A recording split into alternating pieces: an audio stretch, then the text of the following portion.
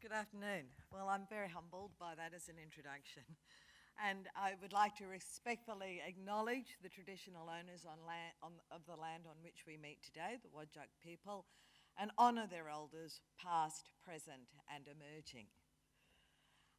Distinguished guests, ladies and gentlemen, earlier this year, a journalist wrote that thanks to President Trump, Lynas is the most attractive girl at the dance. Well, that's a badge I'm happy to wear. I must say I've not been described as the most attractive girl at very many things. And I am delighted that rare earths and critical minerals are now well and truly in the spotlight.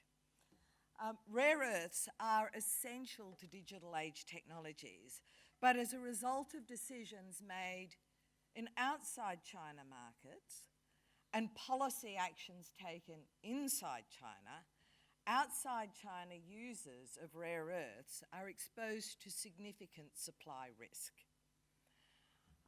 Today is all about ways that we might work to mitigate that risk. But first, just a couple of words about Lynas. Many of you may know us, some may not.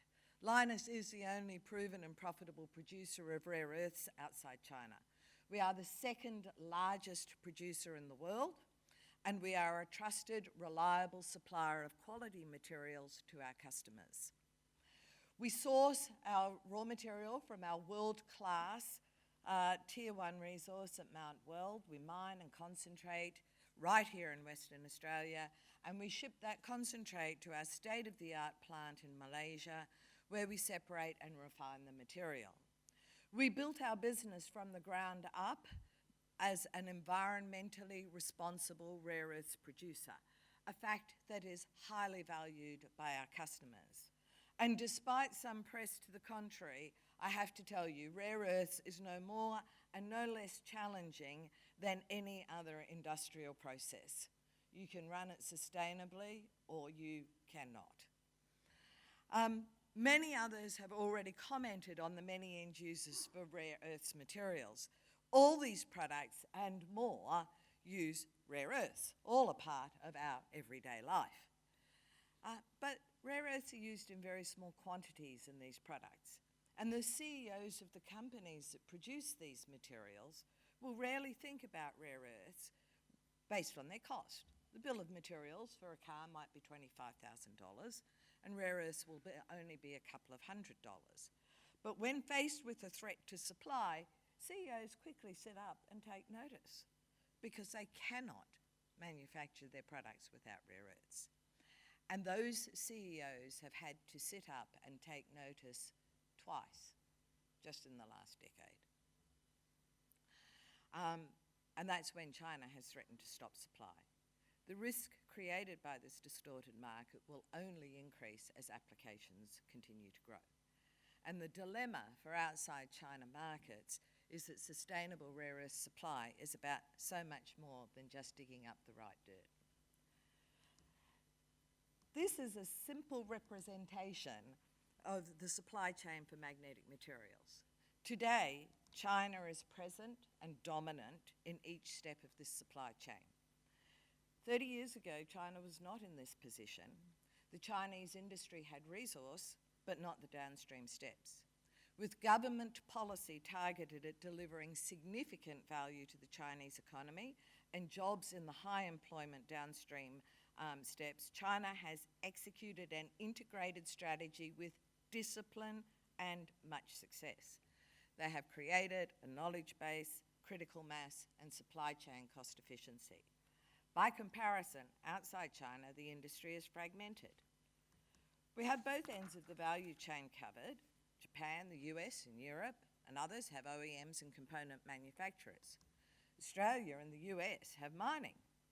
And the middle steps are primarily in Asia. Magnets come from Japan, with one very small magnet maker in Germany. Alloys come from Japan and Vietnam. Metals from Vietnam and Thailand, with a small metal and alloy producer in the UK. And of course, Lynas has the only scale separation plant, although there is a small plant in India.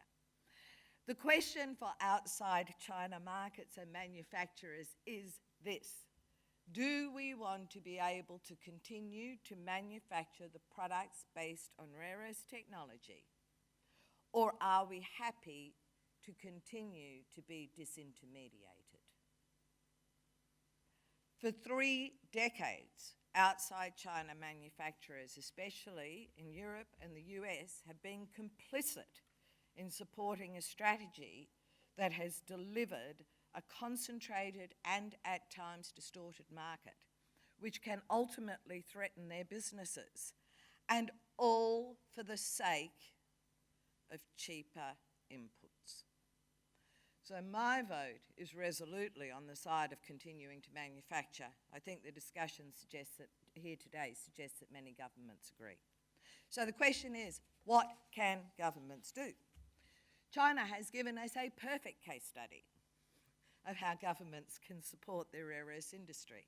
They haven't adopted a let 1,000 flowers bloom strategy. They've put their support behind a few large players and have insourced the technology to be successful. The goal of China's Made in China 2025 strategy is to support emerging industries to develop higher value manufacturing within China for global export markets, ultimately ceasing the export of rare earth oxides and only exporting in the form of magnets, components, and finished goods. Chinese government policies support this: the VAT regime, tax incentives, and the development of IP and technical capabilities. Outside China, the market is distorted and open to influence, and therefore simply relying on market forces is unlikely to be successful. Support for industry may come in the form of funding, or it may be in the form of policy support. Here I can draw on our experiences at Lynas. As I said earlier, Lynas is the world's second largest producer of rare earths and the only substantial miner and producer outside China. We have a magnificent resource here in Western Australia.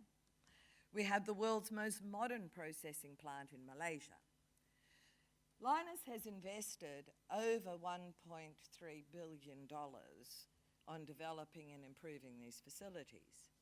Of this, $1 billion was in equity and $450 million in debt. This funding structure is instructive.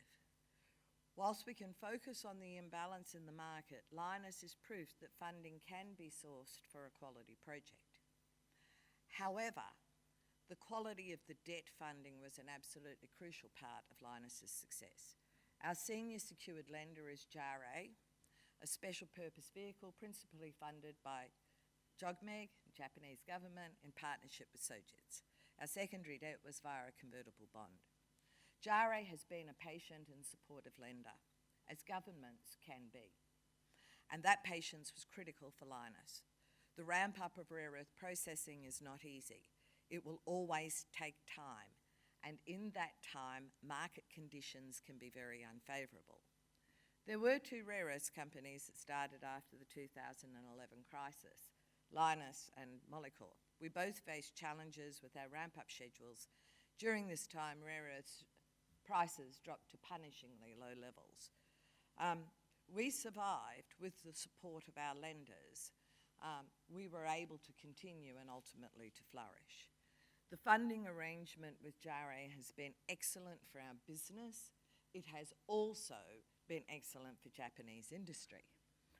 We work closely with all participants in the rare earth supply chain in Japan, the leaders in functional materials science. And today we are the leading supplier of rare earth materials to Japanese industry, and the rare earths processing industry in Japan has grown by 60% since 2012 off the back of reliable supply from Lynas. So there is an opportunity for governments to provide careful funding solutions. However, funding projects that cannot attract the majority of their funding from the market could be problematic. In my opinion, governments should not be majority funders, but probably have a role either as foundation funders or, as was the case with JARE, late-stage funders ensuring completion of the project. As this slide shows, we have an ongoing and extensive program to continuously improve our competitiveness and to ensure we meet our customers' needs. However, the list for capital is always long. My head of operations is here, and Cam always has a much longer list for capital than I ever have an appetite to spend. But that's the way of engineers. So the list of capital is always long, and there is an opportunity for governments in proven businesses like Lynas to fund projects that might not make it to the top of our capital list, but which are important to industry and governments. An example of this would be the acceleration of our plans to install heavy rare earths separation capability, or the opportunity to invest in expanding our production. But I would argue the key role of government is to provide a stable operating environment and to implement policies that support industry growth. Many of you will have followed the issues that we have faced in Malaysia over the past year. My mother told me the other day that this year has not been kind to me, and she was looking at a photo from a year ago, and I look 10 years younger than I do today. My mother loves me. Lynas built its processing plant in Malaysia at the invitation of the then Malaysian government. The reasons: Malaysia offered a stable political environment with a respect for the rule of law. We had access to key inputs, bearing in mind concentrate is only about 20% of the inputs to our processing plant, a skilled English-speaking workforce, proximity to markets, and an excellent port facility. We found all these conditions to be true, with the exception of the stable environment. And over the past year, political activism in Malaysia has cost us dearly. Today, Lynas can supply 100% of outside China demand for all light rare earths other than lanthanum. The market is growing, and Lynas has a plan to grow with the market. Our Lynas 2025 plan will see us diversify our industrial footprint, and that is in direct response to ensuring that we mitigate sovereign risk. We will add 50% capacity, and we will extend our product range and capabilities. In May this year, we announced that we would be relocating cracking and leaching from Malaysia to here in Western Australia, and as well as increasing our capacity, the new cracking and leaching plant will ensure we meet the conditions of the Malaysian government's licence renewal. The Australian, West Australian and local governments and communities have been exceptionally supportive of our plans to expand our processing in Australia. And I have to say, Western Australia is an excellent jurisdiction for investment in mining and processing. But even here, as our plans progress, we have identified areas where government can better support our industry. For example, water and infrastructure provision, transport policy, energy, and tax frameworks that support business development. So finally, a few thoughts as you consider the role you can play in securing the future of Indo-Pacific technologies. Each jurisdiction will have its own policy challenges and possibly its own funding opportunities. But I cannot stress enough that at the top of the list is regulatory certainty and the provision of a stable operating environment. Rare earths is a small but important market which enables many technologies that we consider essential to our daily lives. There is much more to the rare earths market than meets the eye. You have to think of the whole supply chain, not just the raw material. Governments can help. Provision of consistent regulation and stable operating environments are at the top of my list. And finally, Lynas knows what we're doing, and we will work with governments as they work through these issues. We are all on a very tight timetable today, but I would be very happy to take questions outside. I'm here all day in case there is anything that people want to talk to me about.